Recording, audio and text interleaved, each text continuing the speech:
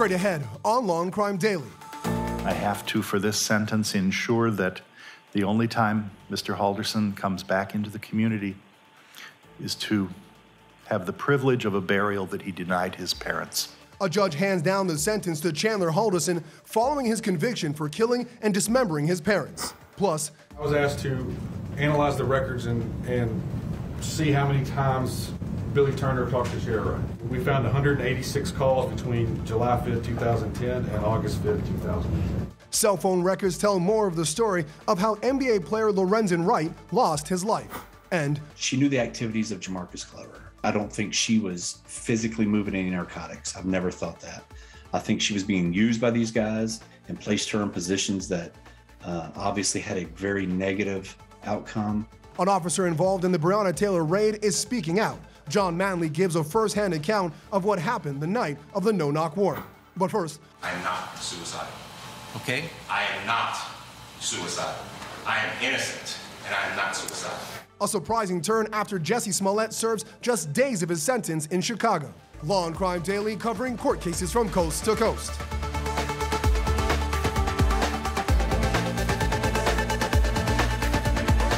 Welcome everyone to Law&Crime Daily. I'm Brian Buckmeyer along with Terry Austin. Some shocking news out of Chicago. Jussie Smollett is out of the Cook County Jail after being granted a release on bond pending the appeal of his conviction.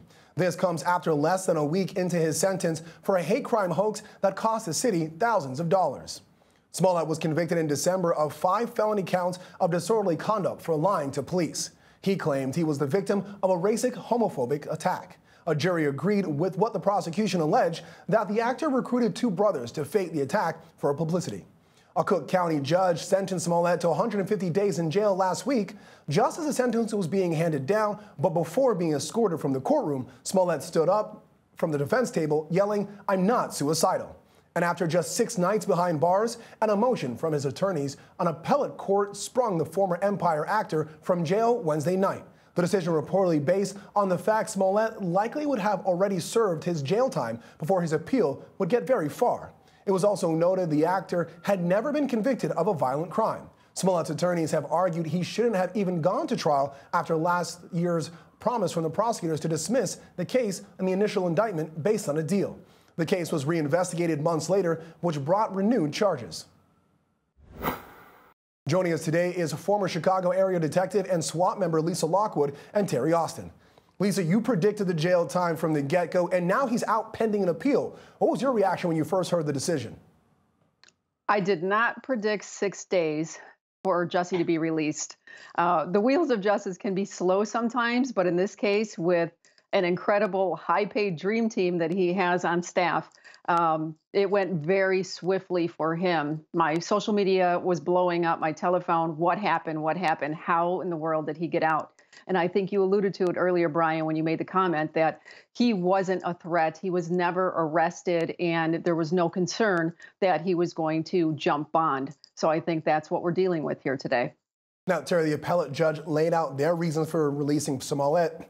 Do you agree, disagree? How'd you feel about those?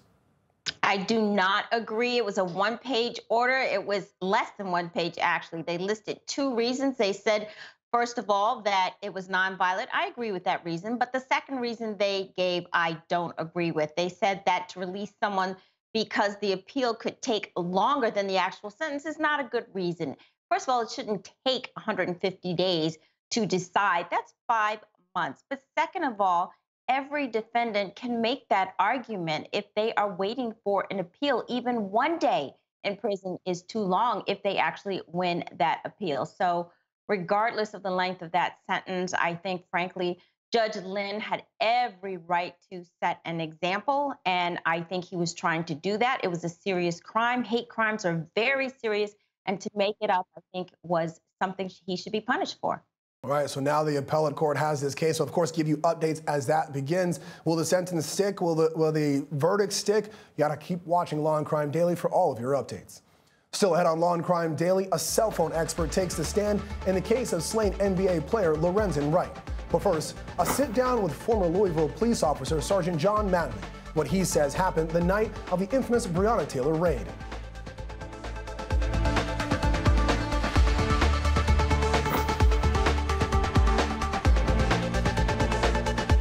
Hi, this is Dan Abrams with exciting news for all of our Law and Crime followers on YouTube.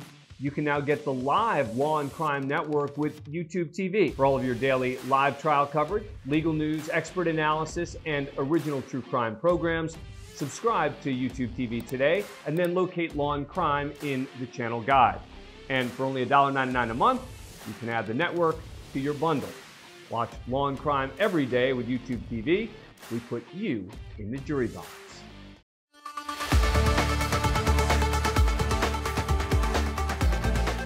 Welcome back. One of the former police officers involved in the raid on Breonna Taylor's apartment is speaking out with a new book about that night and policing in general. Law and Crime's Anjanette Levy is here with what John Mattingly has to say. Anjanette? Brian, John Mattingly was shot the night of that raid, and he ended up retiring from the Louisville Metro Police Department after this incident. We spoke about Breonna Taylor, what happened that night, and the recent acquittal of his former colleague, Brett Hankison. Brett, as far as that night, I tell you what, he did what any, I think, logical friend would do in that situation. He thought we were getting executed at the doorway, and he was willing to risk his freedom, risk his life to stay in the fight with us and move around and do what he could to get us out of that doorway. Now retired Louisville Metro Police Department Sergeant John Mattingly on a jury finding Brett Hankison not guilty of wanton endangerment charges related to the raid on Breonna Taylor's apartment. Hankison had been charged with endangering Taylor's neighbors by firing his gun into Taylor's apartment. Mattingly says he thinks back to that night about what could have been done differently. I had a lot of guilt, going into this. You feel like, man, if I had done something different at the door, maybe these guys wouldn't be in the situation they're in. Mattingly has written 12 Seconds in the Dark, a police officer's firsthand account of the Breonna Taylor raid. He blames Breonna Taylor's boyfriend, Kenneth Walker, for her death. Mattingly says they had authorization for a no-knock warrant that night, but ended up knocking 6 times and announcing themselves before entering Taylor's apartment. Walker fired at the officers, wounding Mattingly, and Mattingly, Miles Cosgrove, and Brett Hankison fired back. I don't really know the truth. I know for sure he admitted he heard us knocking. He said he didn't hear us announce. Mattingly believes had officers used the no-knock warrant that night, it might have actually saved Taylor's life, since there wouldn't have been time for Walker to react and arm himself. Police were executing the warrant looking for evidence of drug trafficking against Taylor's ex-boyfriend, Jamarcus Glover. Number one, it's a tragedy. I've mourned her loss. I feel bad for her family. I've prayed for her family. But at the same time, the situations we put ourselves in, whether it be police, whether it be civilian, whether it be whoever it is, she knew the activities of Jamarcus Glover. She knew, I don't think she was physically moving any narcotics. I've never thought that. I think she was being used by these guys. Jamarcus Glover had his vehicle registered to Breonna's apartment. He had his bank account there. His phone bill came to her apartment. And just back in January, she had bailed him out on another gun and drug charge. And they used her address saying it was his. So all the roads led back to Breonna's apartment. Taylor's death led to widespread protests and unrest and calls for police reform. Now, I contacted Kenneth Walker's attorney for a comment on John Mattingly's claims and his new book, and he says that this book will further divide the community and is causing more distress for Kenneth Walker.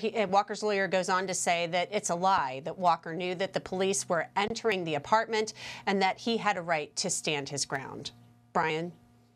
Thanks, Anjanette. Let's bring back former SWAT member and Detective Lisa Lockwood and Terry Austin as we discuss Mattingly speaking out with his book. Terry, what's your reaction to Mattingly's interview, and how do you think Breonna Taylor's family feels about this book? First of all, great interview, Anjanette. And I basically understand how all 3 of those officers shot back. They were in fear of their lives. They were shooting in response to being fired upon. But I don't think that it's fair to blame Kenneth Walker. He was actually doing the same thing. He was defending himself and his girlfriend, Breonna. He, too, was in fear of his life. And like the officers, he was defending himself. So I think it's a tragic situation. I think the family's in pain, and there's no need to throw more salt into those wounds. Yeah. Lisa, do you think it's safe or even wise for Mattingly to write a book and speaking publicly when there still is a DOJ investigation on this case? Yes, I think everything is very raw right now, even still, a pending investigation. His safety was threatened. He and his family were forced to move 3 hours away from Louisville during this time period. So just for the safety aspect alone, and then the legal aspect, I think striking while the iron is hot is probably what he wanted to do while the case is relevant. However, I don't think it was the best decision for himself, for his safety, and also for the members of family members of Breonna Taylor. Yeah. And Jeanette, what is the Louisville Metro PD and the city of Louisville saying about the book and Mattingly's claims? Well, of course, I reached out to both LMPD and the city of Louisville, Mayor Fisher's representatives. And, you know, the city settled with Breonna Taylor's family. I think everybody realizes this was a tragedy, and Breonna Taylor should not have lost her life that night. A spokesperson for the Louisville Metro Police Department told me that LMPD is aware of the book, and at this time, LMPD respectfully declines comment. And then a spokesperson for Mayor Fisher told me that Mayor Fisher has not read the book, and that is all she had to say. Yeah, I mean, my 2 cents is read the book, make up your own mind, see what's in there as to what you agree or disagree with. But just as a defense attorney, kind of with Lisa is saying, I would hesitate to say my client should be writing a book about what's going on when there's an investigation, but to each their own. And of course, like Terry was saying, the family of Breonna Taylor, this has to be adding salt to the wound. I can't imagine this is something that's kind, moral, I don't know how you want to put it there, but we'll see how this continues as the book and more attention to this case continues. Thank you all. Coming up on Law and Crime Daily, a sentence is handed down for the Wisconsin man convicted of murdering and dismembering his parents. Plus, the murder of NBA star Lorenzo Wright, we head to Tennessee as his accused murderer stands trial.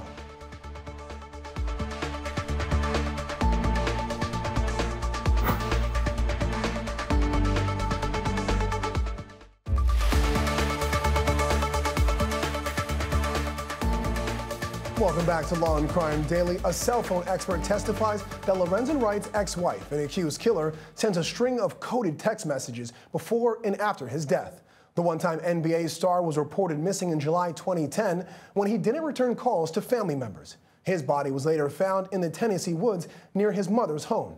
7 years after his death, the murder weapon was recovered in a Mississippi lake. That's when defendant Billy Ray Turner was arrested and later charged with Wright's murder.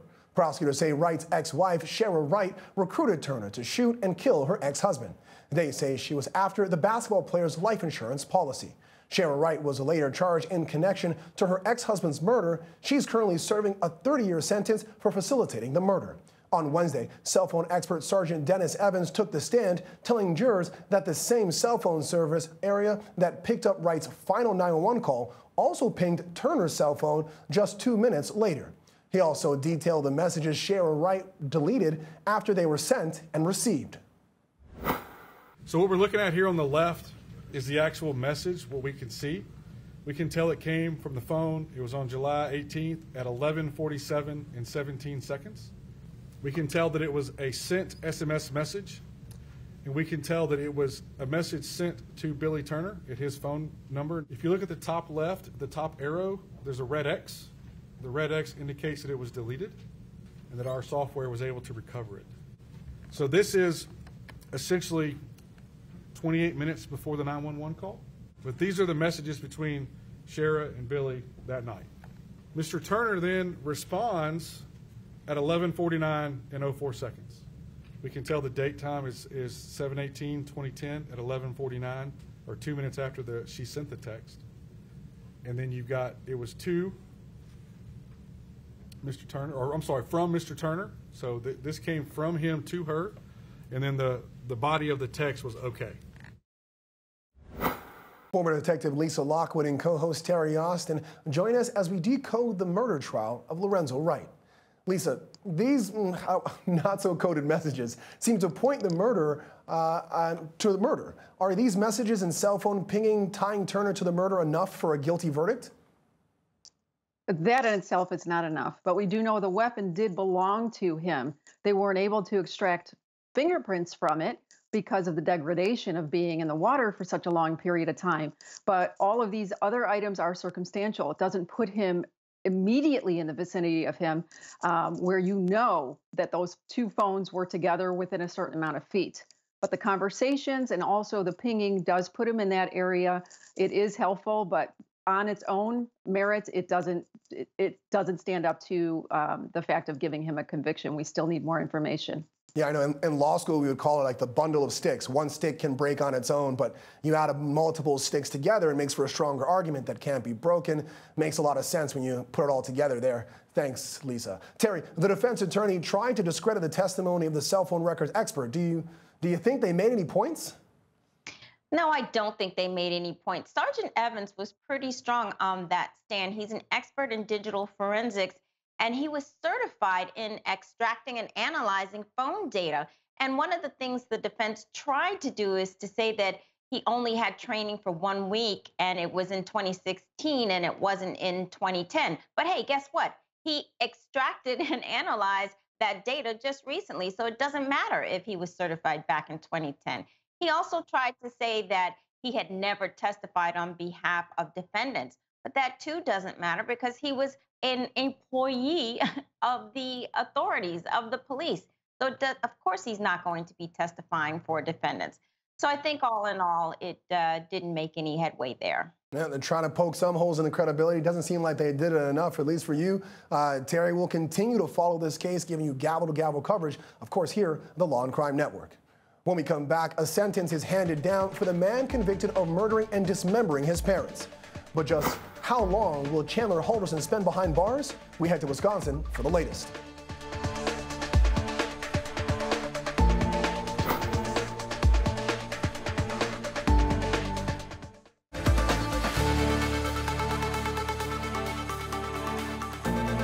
Welcome back to Law and Crime Daily. Just months after he was found guilty on all counts, convicted killer Chandler Holderson is sentenced to life in prison without the possibility of parole. Law and Crime Daily brought you gavel-to-gavel coverage of the trial out of Wisconsin, where Holderson murdered his parents, Bart and Krista Holderson, in July 2020. After that, he dismembered their bodies, burned pieces of their remains in the family fireplace, and scattered the rest of the remains across the southern part of the state. At the time, Holderson reported his parents missing to authorities and even appeared on local television stations asking the public to help find his parents. He claimed they visited a family cabin in the northern part of Wisconsin over the 4th of July weekend, but never returned. After only a few hours of deliberation, a jury found Holderson guilty on all counts back in January. On Thursday, prosecutors urged Judge John Hyland to hand down the maximum penalty. Part of the risk of Chandler is he doesn't look like a dangerous guy. He's packaged up into like a normal middle-class kid and was able to fool everyone. Not only fool everyone about these crazy lies about work and school and activities, but fool everyone into believing that he was a safe person to be around, that he was trustworthy, that he wasn't going to, not exaggerating the facts, shoot you in the back. Because that's in fact what happened. Someone in Mr. Halderson's shoes with his mindset can never be safely in this community. His willingness to solve the minor inconveniences of life with brutal violence can never be mitigated in our community. As long as he breathes, he will be a risk. I've never heard of a crime more serious. I've never heard of a crime more brutal. Mr. Halderson's mere presence in our community, the fact that he did any of this, has ripped apart the fabric of our community. The idea that someone can live amongst us with no warning signs and commit such heinous acts should scare everybody, and it sure as hell scared everybody here. No one who's interacted with Mr. Halderson will ever be the same. After both the prosecution and defense attorneys addressed the court, Holderson himself briefly spoke out. Your Honor, I want to take this opportunity to state my intent to appeal my convictions.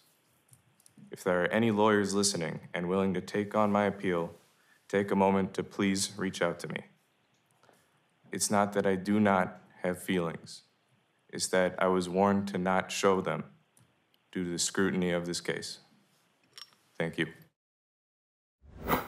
Lisa, what do you think of Holderson's request initially not to be present at the sentencing and then the judge's subsequent denial of that?